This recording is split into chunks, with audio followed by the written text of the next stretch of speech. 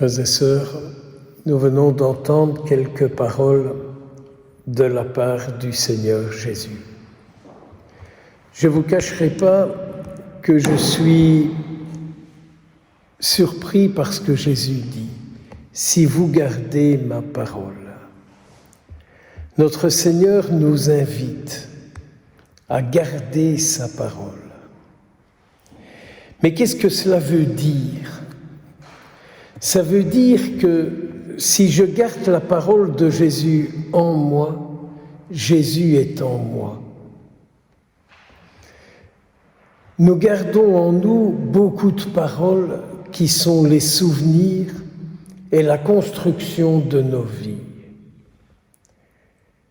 Je ne sais pas ce que vous en pensez, mais ne croyez-vous pas que notre monde entend beaucoup de paroles et trop peu la parole de Jésus? Qu'en pensez-vous?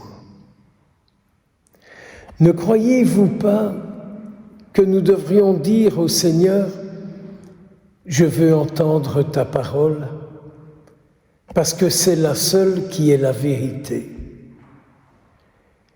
Nous avons besoin d'entendre des paroles de vérité.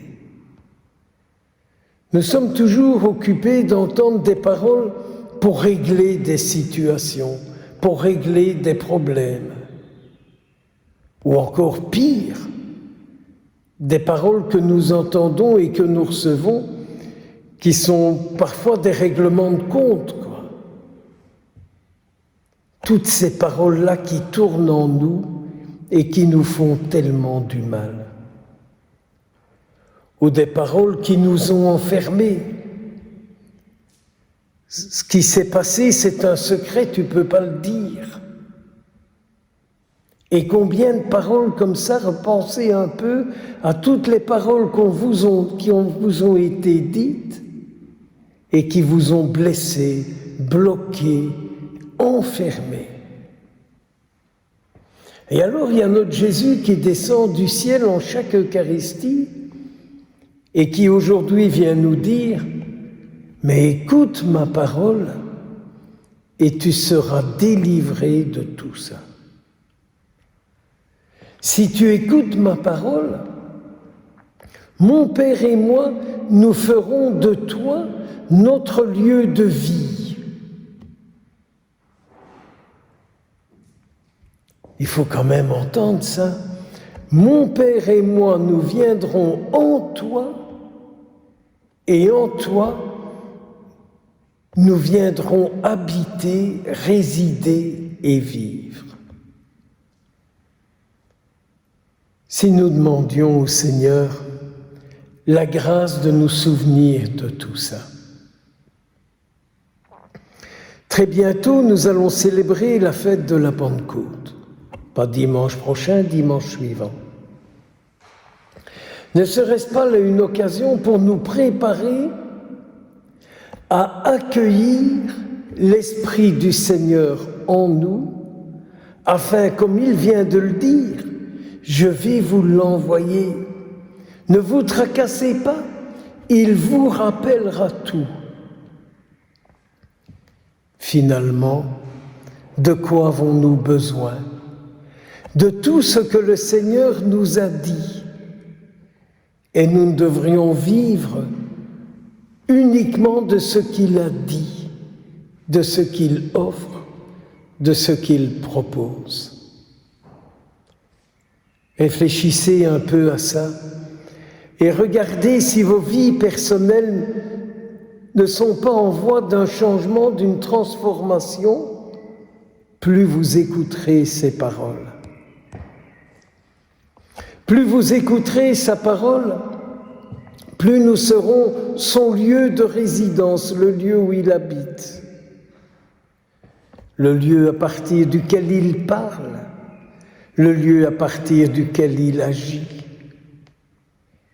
N'avez-vous pas envie de le laisser parler par ce que vous êtes, à travers votre réalité, dans les endroits où vous êtes? N'avez-vous pas envie de lui laisser la parole?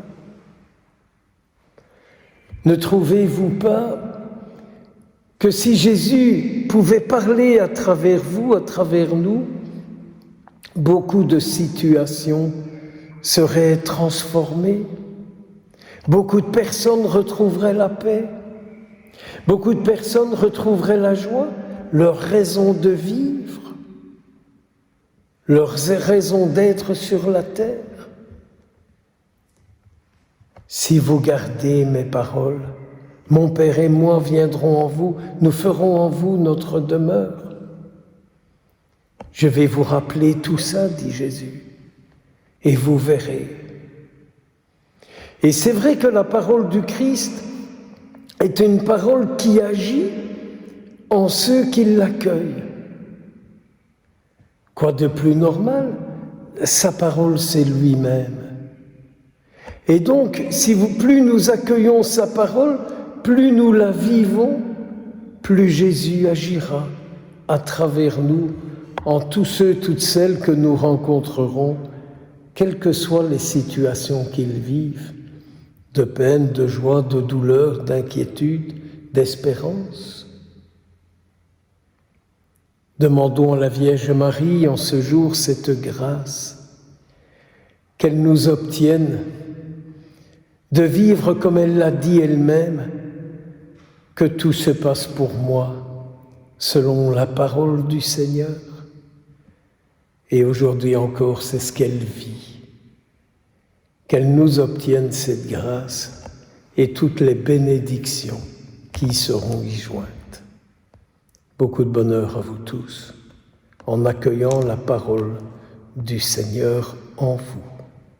Amen.